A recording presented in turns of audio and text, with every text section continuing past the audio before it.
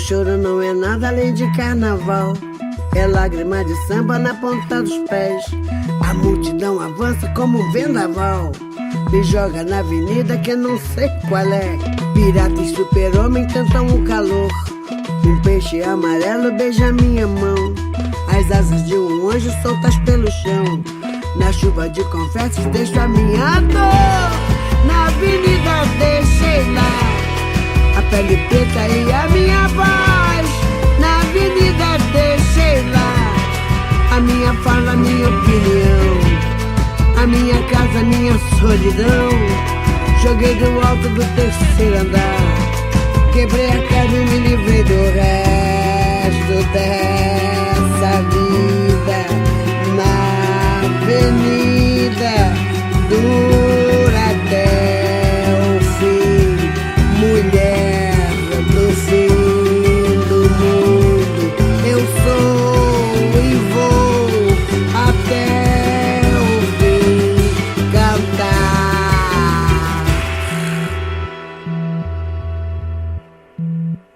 Meu nome é Franci Silva, sou professora do Departamento de Letras Clássicas e Vernáculas da Universidade Federal da Paraíba, no curso de Letras Português, mas atuo especificamente como professora de literaturas, de língua portuguesa, desenvolvendo pesquisa, sobretudo na área de literatura negra brasileira, literaturas africanas em língua portuguesa, fazendo recorte, né, da literatura de mulheres, né, a literatura de autoria negra feminina. Tem sido um tema que tem me interessado bastante nos últimos 10 anos, inclusive foi tema de minha tese de doutorado e também foi da minha dissertação de mestrado a autoria, né, de mulheres negras. No mestrado trabalhei com mulheres africanas, né, especificamente de Angola, uma autora chamada Isabel Ferreira.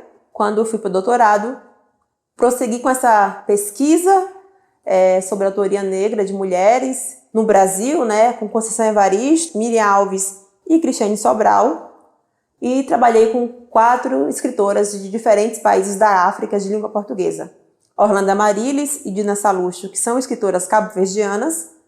Trabalhei com a Lília Montplé, que é uma escritora moçambicana, e trabalhei com a Sônia Gomes, que é uma escritora angolana. É um terreno ainda pouco desbravado, a pesquisa em relação à autoria de mulheres, e aí pensando em mulheres negras especificamente, e é um terreno que cada vez mais eu vou desbravando, vou descobrindo, vou me encantando e vou propagando, né, essas vozes mulheres que foi durante tanto tempo silenciada, durante tanto tempo invisibilizada, durante tanto tempo sufocada. Pedir um corpo escultural eu não tinha. Quiser uma mulher ignorante, eu já tinha lido o suficiente para me proteger. Sugeriram que eu não opinasse em assuntos de homem. Eu nunca consenti em calar. Disseram que eu fosse esposa. Eu não quis casar. Discursavam que as mulheres são frágeis. Eu não tive tempo de exercitar fragilidades. Orientaram que eu não frequentasse bares. Eu não pude negar as esquinas. Quiseram controlar meu jeito de vestir e falar. Eu não vi sentido em deixar de seguir as minhas próprias vontades. Apostaram que eu teria um subemprego. Eu vislumbrei e mais distante, bem mais distante. Transaram comigo e depois fingiram não me conhecer. Eu aprendi a ignorar os imbecis. Disseram que eu não amamentasse para o meu peito não cair. Eu amamentei até cair. Submeteram meu corpo e meu psicológico à violência. Eu me juntei a outras para superar. Compraram vaidades para que eu me adequasse. Eu me envaideci aprendendo palavras de ordem e de luta. Exigiram fidelidade e submissão. Eu rompi por amor próprio. Cagaram 1001 regras de conduta. Eu toquei o foda-se e sorri feliz. Jennifer Nascimento. Na verdade, a literatura negra ou a literatura de autoria negra, é uma das vertentes da literatura brasileira. Temos a literatura indígena, temos a literatura branca, que normalmente é a literatura que se estuda nos espaços educacionais, nas universidades, nas escolas, é a literatura que está nas bibliotecas. Quando você faz o exercício de pensar em literatura, a primeira imagem, normalmente, que vem na cabeça das pessoas é a imagem de um homem branco, escrevendo, e normalmente mais velho, porque foi essa ideia que foi propagada, né, quando se fala de literatura. E literatura é uma coisa muito mais ampla. Então, a literatura negra brasileira é apenas uma das vertentes da multifacetada literatura brasileira. Mas, mais especificamente, no século XIX, nós teremos os primeiros registros, né, do que a gente vai considerar as vozes precursoras da literatura negra. Maria Firmina dos Reis é uma das precursoras. Maria Firmina dos Reis nada mais é do que a primeira mulher a publicar um romance no Brasil, e um romance abolicionista. Ela realizou esse feito em 1859, 29 anos antes da abolição da escravatura. Ela era uma mulher negra, maranhense, professora, alfabetizadora e escritora. E é uma mulher tão à frente do seu tempo que a Maria Firmina dos Reis ela foi a primeira professora a criar uma escola mista, ou seja, uma escola onde estudavam meninas e meninos. Mas além de escrever em jornais, contos, a Maria Firmina dos Reis ela escreve um romance que chama Úrsula. Esse romance traz uma mulher como protagonista, uma mulher branca que questiona o patriarcado. Então, para aquele período, é um ato extremamente transgressor. E aí a Maria Firmina dos Reis transgride ainda mais, que ela vai construir personagens escravizados humanizados, porque normalmente as pessoas negras escravizadas eram representadas como animalescas. Ela vai trabalhar com a subjetividade dessas personagens, ela vai construir uma história mais profunda dessas personagens, e ela coloca essas personagens falando e questionando, criticando, denunciando a violência da escravidão. Então a gente tem, por exemplo, o personagem Susana, que é uma personagem extremamente transgressora, que fala nesse livro de 1859, eu repito isso que é importante, 29 anos antes da escravidão, ela denuncia as agruras de ser um corpo negro escravizado e a violência da escravidão e da colonização. Só que a gente termina, às vezes, no curso de letras ou termina o ensino médio, você passa pela universidade sem conhecer Maria Firmina dos Reis, escritora negra maranhense que escreveu Úrsula.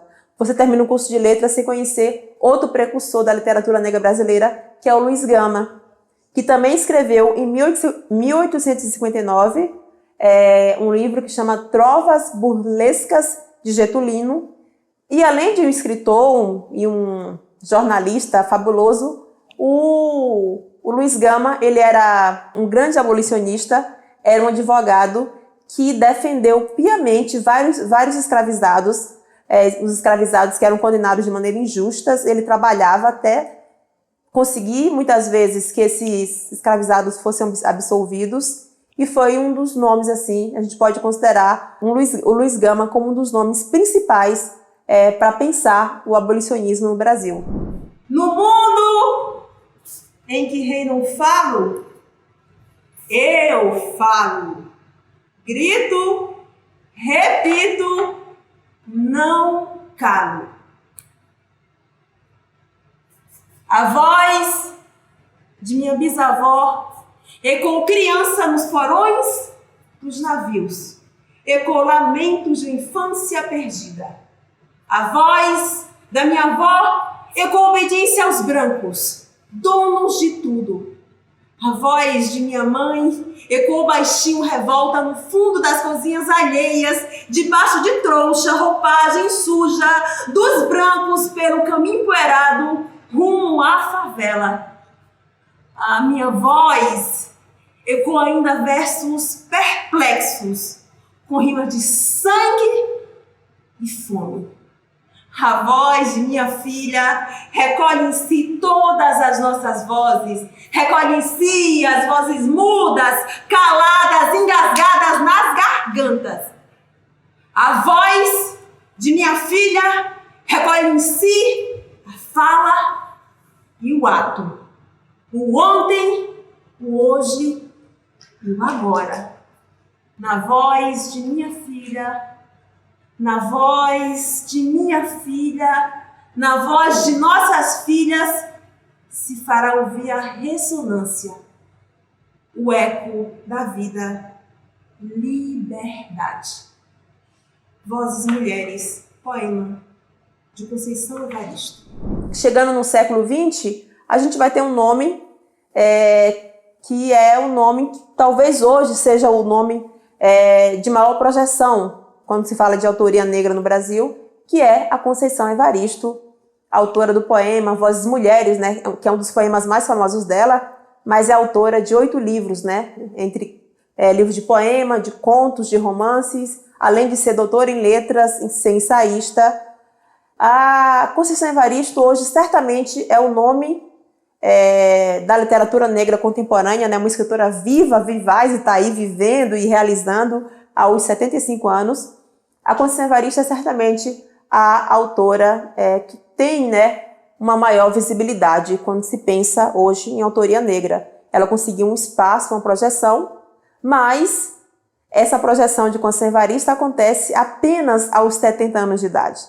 Então, uma mulher que escreve praticamente a sua vida inteira e vai ser conhecida ou reconhecida pela sua obra apenas aos 70 anos de idade, a gente não pode pensar nisso sem fazer um recorte de raça, né? Pensar o quanto é mais difícil para pessoas negras conseguirem reconhecimento, conseguirem alcançar o espaço de poder, e o espaço da produção literária é um espaço de poder. Quando finalmente começarmos a recusar migalhas, sabe? A recusar migalhas, chegaremos ao todo que nos pertence por direito. Quando pararmos de fortalecer mais do mesmo, os mesmos machos de merda, finalmente criaremos algo realmente revolucionário, e não há nada mais subversivo do que queimar contratos e romper tabus. Não há nada mais revolucionário do que aprender a sentir, aprender a ser, desaprender a calar. Poema de Aline Cardoso. Falar dos Cadernos Negros. Os Cadernos Negros foram publicados pela primeira vez em 1978 em São Paulo. Um grupo de escritores que não conseguia publicar suas obras nas grandes editoras, porque tratava de racismo, tratava de temas indesejáveis, denunciava, né, essa suposta democracia racial. Eles não conseguiam publicar nas grandes editoras. Esses escritores e escritoras se juntam e formam então os Cadernos Negros. Eles publicam em 78 o primeiro volume dos Cadernos Negros, juntando poemas de 8 autores, 8 poetas, escritores, enfim.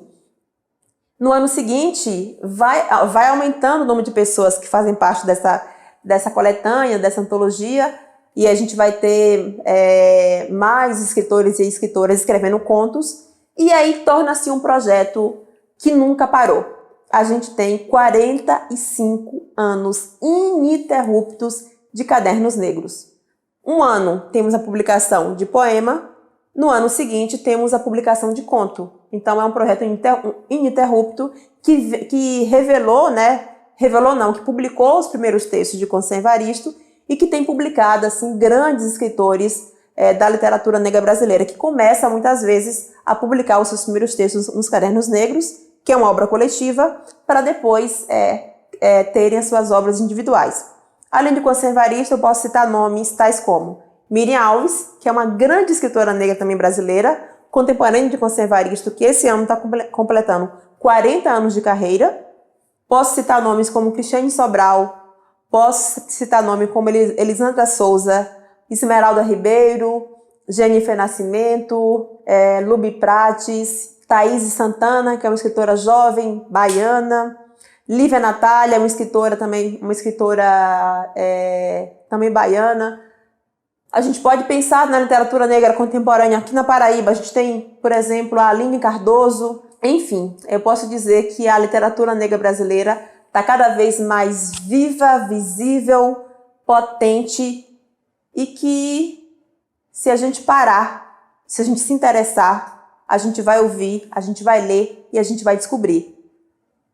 E eu acho que a gente não pode deixar de fazer uma pergunta. Quantas escritoras negras você já leu? Quantos escritores negros você já leu?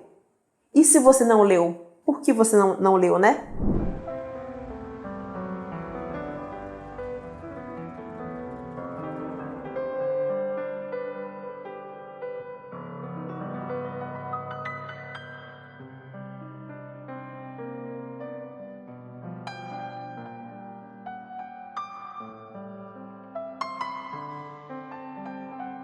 Tem um poema que eu gosto muito de recitar, que é um poema muito impactante, que fala de uma realidade muito perversa no nosso país, né? Que é o genocídio da população preta e mais especificamente a morte, né, dos meninos negros que são assassinados várias vezes em diversas circunstâncias nesse país, né? São corpos pretos que normalmente tem uma bala perdida que encontra esse corpo, né? Que normalmente quando se fala de bala perdida, essa bala perdida encontrou um corpo que é um corpo preto. A bala é perdida, mas o alvo é sempre um corpo preto. E tem um poema muito forte da Luz Ribeiro, que é uma poeta de São Paulo, do movimento Islã, um movimento muito forte de poesia falada, né, que roda o Brasil inteiro, de levar a poesia a literatura e a poesia para as ruas, para as periferias, para os viadutos, milímetros, e eu quero recitar um trecho desse poema para vocês. Os meninos passam lisos pelos becos e vielas. Os meninos passam lisos pelos becos e vielas. Os meninos passam lisos pelos becos e vielas. Vocês que falam becos e vielas, vocês sabem quantos centímetros cabe o menino? Vocês sabem de quantos metros ele despenca quando uma bala perdida o encontra? Você sabe de quantos nãos ele já perdeu a conta? Vocês que citam quebrada nos seus TCCs e tese, vocês citam as cores da parede natural, tijolo baiano? Vocês citam 6 filhos que dormem junto? Vocês citam que geladinho só é bom porque custa R$1?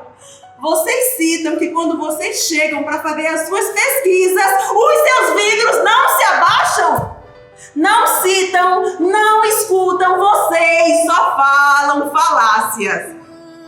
É porque vocês gostam mesmo do gourmet da quebradinha. Um sarau, um sambinha, uma coxinha. Mas entrar na casa dos meninos que sofrem abuso de dia não cabe nas suas linhas. As suas laudas não comportam os batuques dos peitos lá de vista para o córrego. O seu corretor corrija a estrutura de madeirite. Quando me perco e me estreito nos becos feitos para esse menino de impróprio, eu me perco e peco por não saber nada, por não ser geógrafa. Eu vejo tanto esses meninos mapa. Percebem? Esses meninos desfilam moda. Havaianas, azul e branca, número 35/40 e todos, que é o número exato para os seus pés, número 38. Esses meninos tudo sem educação, que dão bom dia, abrem até portão, estão tudo fora das grades escolares. Estão sem escola. Nunca tiveram reforço de ninguém, mas reforçam a força e a tática do tráfico, mais um refém. Os meninos não sabem nem escrever, mas marca nas paredes tudo com caquinho de tijolo PCC. Pra você ver. Ver. Não ver. Esses meninos que não têm carinho são muitas vezes pés no chão. Não tem carrinho preso no barbante. Pensa que bonito se fosse peixinho fora d'água a despicar do céu. Mas é real na favela. Me fizeram pensar voos altos. Voa, voa, voa, voa, voa, voa, voa, voa, voa, voa, voa, voa, voa, voa. Aviãozinho. Os meninos correm, faz seus corre. Podia ser flecha, adaga, lança, mas é lançado fora. Vive sempre pela margem. Na quebrada do menino não passa nem ônibus pro centro da capital. Isso me parece um sinal. É tipo uma demarcação de até onde eles podem chegar. E os meninos malandrão faz toda a lição. Acordar cedo, dorme tarde, é chamado de função. Queria ter casa, mas é fundação. Tem prestígio, não tem respeito. É sempre o suspeito de qualquer situação. Você já parou alguma vez para ouvir o sonho de um menino? Você já parou alguma vez para ouvir o sonho de um menino? É tudo coisa de centímetros. Um pirulito, um picolé, um pai, uma mãe, um chinelo que lhe caiba nos pés. Aviso, quanto mais retinto o menino, mais fácil de ser extinto. Os seus centímetros não suportam 9 milímetros, porque esses meninos sentem em metros. Você já parou alguma vez para ouvir o sonho de um menino? Você já parou alguma vez para ouvir o sonho de um menino? Você já parou alguma vez para ouvir o sonho? O sonho de um menino?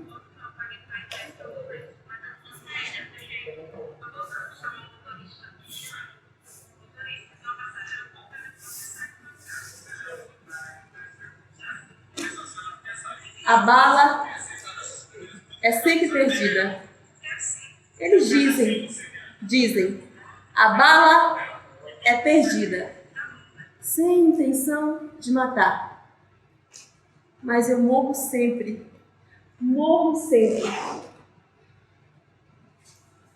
Mas sempre renasço em arrogância, sorriso e plenitude para nunca mais morrer. A carne mais barata do mercado é a carne negra.